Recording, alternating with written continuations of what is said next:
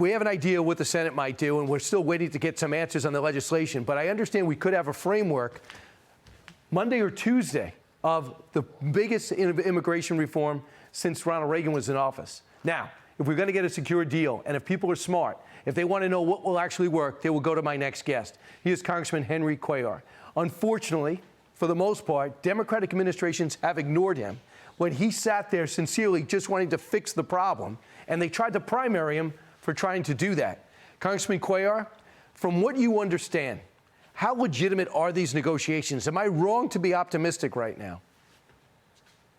I think you're right. I think there's very sincere efforts to get something done, and it's got to be something that got to get the 60 votes in the Senate, and then in the House, the Speaker has to let the will of the House work. Look, we know what happens in the House. The far left is going to say no. The far right is going to say no. But I think there's enough Republicans and Democrats that can say, are we doing the right thing at the border? And if we have the right repercussions at the border, we can stop this historic numbers of people coming into the United States. Do you agree that this is the worst you've ever seen?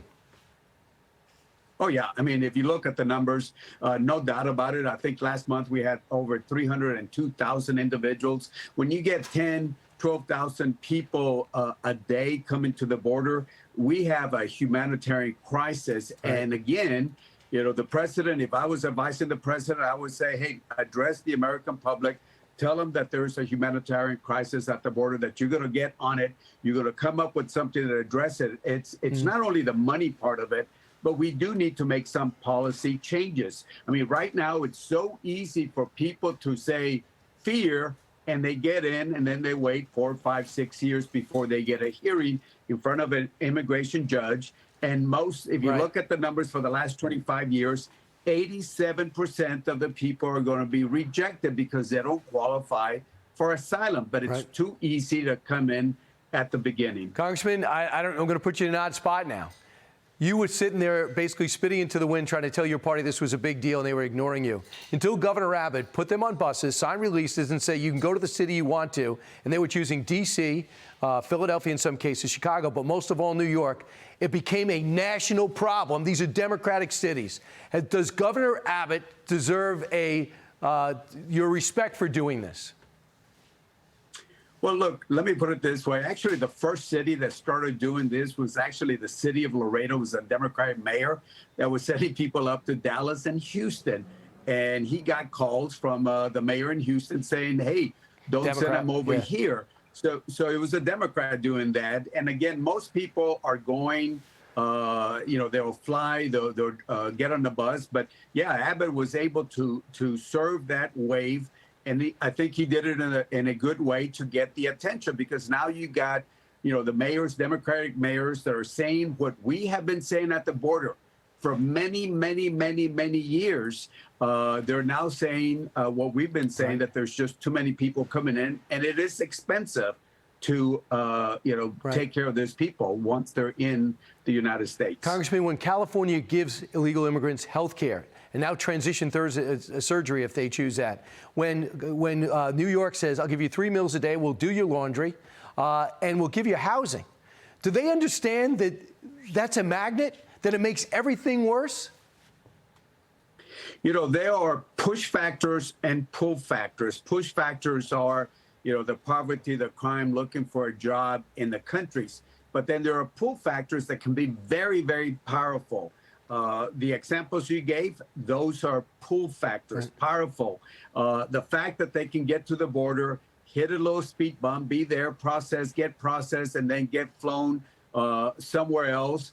That is the pull factor. And if we don't change that pull factor at the border, they're going to keep coming, not only from Mexico, Guatemala, Central America, South America, but from over 50 countries across the world. So you agree that, by the way, we're going to dissolve in some New York Post photos of basically what's been happening in New York City. Even when the buses go to New Jersey, they're hopping on trains and going to New York. I mean, look at some of this and look what they're having. It's no life for any of us, and we can't afford to do it. We are actually spending $6 billion on illegal immigrants, and there's so many needs in this country. But, Congressman, it looks like that's going to be in the bill. It looks like they're going to change asylum to saying there's fear, go to a different part of your country. It's not going to work. catch and release will be ended. The wall will not be finished. That's going to aggravate a lot of Republicans. Actually bothers me, too. So that's one thing that's not going to be in it. Do you believe that Speaker Johnson will lose his job if he gets Democratic votes to pass what's handed to him from the Senate? Well, I think that's something that you probably have to ask somebody else on the Republican caucus. But I would tell you, Speaker Johnson wants to do the right thing. Does Hakeem Jeffries that is come up with? I'm sorry. Would Jeffries also push Democrats to vote for something? I think Speaker, or should I say that Speaker Johnson will see what he needs to do with the caucus. Leader Hakeem Jeffries will look at the language and hopefully, if it's good, I hope he does that. But he's got to review it. I got to review it. I have a general idea of some of the things that we're looking at. I think we do need to change. I think as Senator Khan said, we certainly have to address the asylum. It's just too easy for them to claim asylum, the initial one. Right. I think the parole should be on a case-by-case basis, not a blanket parole. So those are things, policy changes that have to be made. Funding, we have to put funding in the right places. We have to put more money for ICE so they can be sent back to the country of their origin. Absolutely. Congressman, they'd be so smart to ask you. You should be in these talks. No one's put more time in to find out answers. I always appreciate having you on. Thank you, Congressman. Hey, Sean Hannity here. Hey, click here to subscribe to Fox News YouTube page and catch our hottest interviews and most compelling analysis. You will not get it anywhere else.